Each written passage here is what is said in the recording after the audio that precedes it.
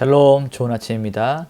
2025년 12월 30일 매일 성경 순서에 따라서 시편 149편 1절부터 9절까지 말씀을 함께 묵상하고 기도하는 시간을 가지도록 하겠습니다. 오늘 말씀의 전체적인 요약은 시편 149편은 이 시편의 마지막 5편 중에 하나죠. 할렐루야로 시작해서 할렐루야로 마치는 이 마지막 5편 중에 마지막 두 번째입니다. 그래서 오늘 말씀의 제목도 새 노래로 찬양하라, 이렇게 말씀의 제목을 잡아보았습니다. 이 시편 149편은 하나님의 구원과 또 승리를 경험했던 이 공동체의 열정적이고 또 무장된 찬양을 담고 있습니다. 이 시는 찬양과 심판이라고 하는 두 가지의 강력한 주제를 설명하고 있습니다. 먼저 앞부분을 보게 되면 하나님을 찬양하고 이 새 노래로 하나님을 높이며 시온의 백성이 창조주와 왕 되시는 하나님으로 인해서 기뻐하는 것. 그래서 그들이 춤과 악기를 통해서 즐거움을 표현하라고 또 우리 읽는 독자들에게, 또 그 당시에 살아가고 있는 자들에게 촉구하고 있는 내용이 담겨 있습니다. 또 하나님께서 자기 백성을 기뻐하시고 그들에게 구원을 베푸셔서 아름답게 하시는 그 은혜를 선포합니다. 이 구원받은 성도들이 영광 중에 즐거워하며 침상에서조차 찬양하되 그들의 입에는 하나님을 높이는 칭송함이, 그리고 그들의 손에는 두 날 가진 이 칼, 심판의 도구가 있어야 된다는 것을 강조하고 있습니다. 이스라엘은 하나님의 심판을 대행하는 그런 나라가 되어서 이방 나라와 민족들에게 하나님의 보복을 행하고 모든 성도에게 주어진 이 영광을 선포하면서 찬양으로 마무리하게 되죠. 이제 우리 한 절씩 그 말씀을 살펴보면서 성경이 말하고 있는 그 진의를 같이 나누도록 하겠습니다. 먼저 첫 번째 단락은 구원받은 공동체의 열정적인 찬양입니다. 1절에서부터 4절까지 말씀인데요. 우리가 1절을 보게 되면 할렐루야, 새 노래로 여호와께 찬송하며 성도의 모임 가운데에서 찬양할지어다 라고 이야기합니다. 여기서 우리가 새 노래라고 하는 것은 이 하나님께서 이스라엘 백성들 가운데 이 과거에 베푸셨던 구원, 그러니까 출애굽 시대 때부터 지금까지 베풀어 주셨던 이 과거의 구원뿐만 아니라 앞으로 새롭게 베풀어 주실 은혜, 그들을 회복시키시고 승리를 주실 것에 대한 감격과 기쁨을 담은 미래적인 또 이러한 뉘앙스를 가지고 있는 찬양입니다. 여러분, 우리가 이 말씀을 잘 살펴보면 찬양은 한 사람의 개인적인 그런 고백일 뿐만 아니라 성도들의 모임, 우리 공동체, 신앙 공동체에서 공적으로 드려져야 되는 찬양이고 높임이고 경배라는 사실을 우리는 함께 알아야 됩니다. 자, 2절 말씀을 보니까 이스라엘은 자기를 지으신 이로 말미암아 즐거워하며 시온의 주민들은 그들의 왕으로 말미암아 즐거워할지어다 라고 되어 있습니다. 자, 하나님을 존재 근원으로 보는 거예요. 지으시니, 창조주로 인정하는 것이고, 또 통치자, 왕이라고 하는 이 두 가지 중요한 정체성, 다시요, 창조주와 왕으로 이 두 가지 정체성을 하나님에게 있다라는 것을 기억을 하면서 하나님을 찬양하고 있습니다. 그래서 이 찬양은 자신의 존재와 자신의 삶의 전체가 하나님의 주권 아래 있음을 인정하는 기쁨이 담긴 고백이고 노래이고 찬양이라는 것이죠. 3절에 보니까 춤과 악기가 등장합니다. 춤추며 찬양하며 소고와 수금으로 찬양할지어다 라고 이야기합니다. 찬양은 단순히 우리 입술만의 고백이 아니라 온몸, 춤으로 우리의 모든 행위를 통하여서 고백할 수 있어야 되고, 악기들을 통해서, 소고와 수금을 통해서 최대한의 열정적인 표현으로 하나님을 높여야 되는 것입니다. 내가 기분 좋아서 입 밖으로 불러내는 것이 찬양의 본래 의미가 아니라 가장 높으신 하나님, 우리 찬양의 대상 되시는 그분을 높이는 것이기 때문에 우리의 상황과 환경을 뛰어넘어서 우리가 표현할 수 있는 하나님을 향한 가장 높은 열정을 다한 찬양으로 표현해야 된다는 것이죠. 4절에 보니까 여호와께서는 자기 백성을 기뻐하시며 겸손한 자를 구원으로 아름답게 하신다라고 말하고 있습니다. 하나님은 교만한 자를 싫어하세요. 이 사탄이 하나님을 대적하여서 교만하게 하나님처럼 되고자 했던 이런 죄악들을 하나님은 너무 잘 알고 계시기 때문에 하나님은 교만한 자 대신에 자기 자신을 낮추고 겸손한 자를 기뻐하십니다.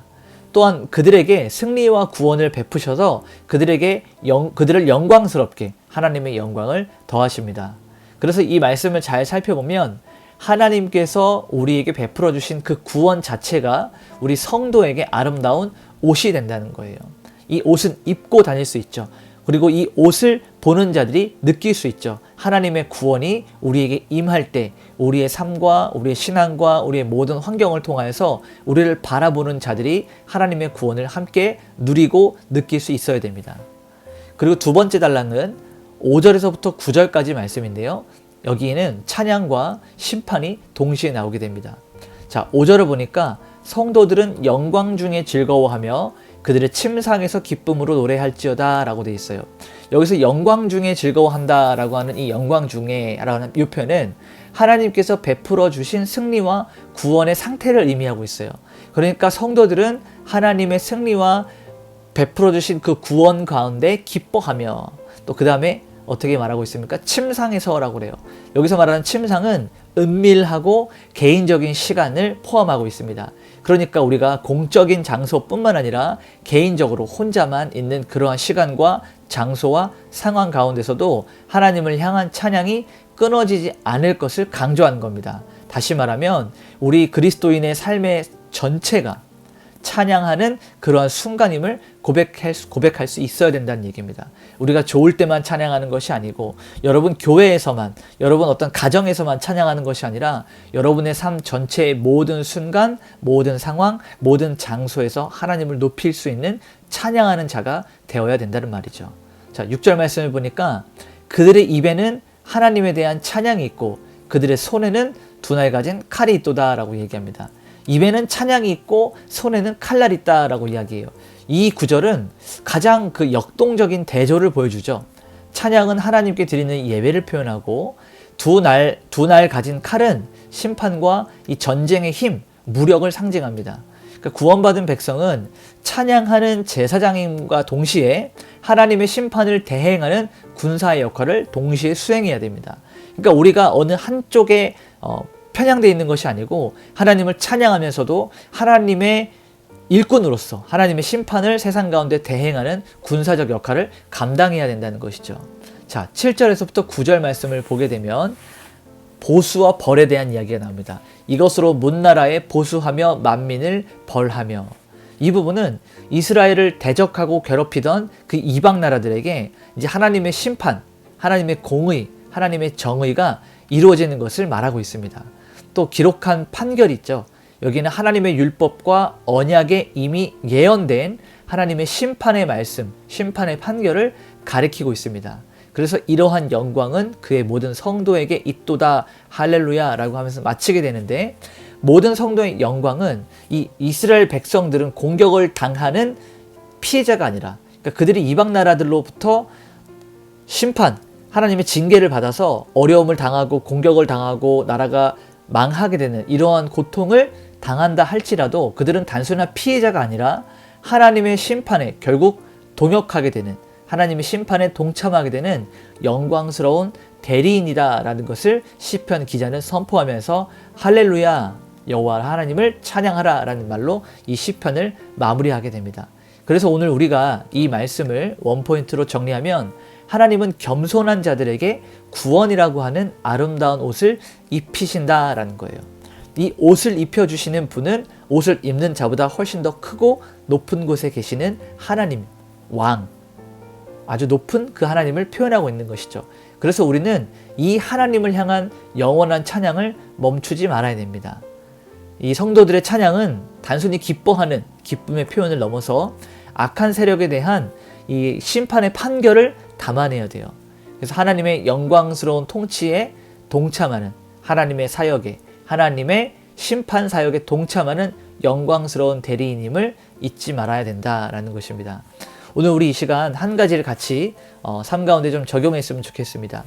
새 노래로 찬양하라 라고 하는 이 1절에 있는 명령을 기억해서 우리가 형식적으로 신앙생활 하지 않고 형식적으로 예배하고 형식적으로 말씀 듣고 형식적으로 기도하는 것이 아니라 마치 너무 기뻐서 잔칫날에 춤을 추는 것 같은 그러한 열정으로 하나님을 찬양하고 하나님을 경배하고 하나님을 예배할 수 있는 그러한 신앙생활을 할 수 있도록 우리 이 부분들을 삶 가운데 적용합시다. 그리고 오늘 이렇게 한번 우리 기도하며 하루를 시작할까요? 하나님, 나의 입술에 하나님을 높이 찬양하는 이 찬양이 끊이지 않게 하여 주시옵소서. 영적 심판의 판결을 선포하는 그 하나님의 놀라운 사역에 동참하게 하시고 세상의 악함에 굴복하여서 지거나 패배하지 않게 하시고 하나님의 통치를 세워가고 이루어가는 하나님의 거룩한 군사가 되게 하여 주시옵소서. 우리 이러한 기도 제목을 가지고 오늘 하루 기도하면서 하나님께 올려드리도록 하겠습니다. 기도하시겠습니다.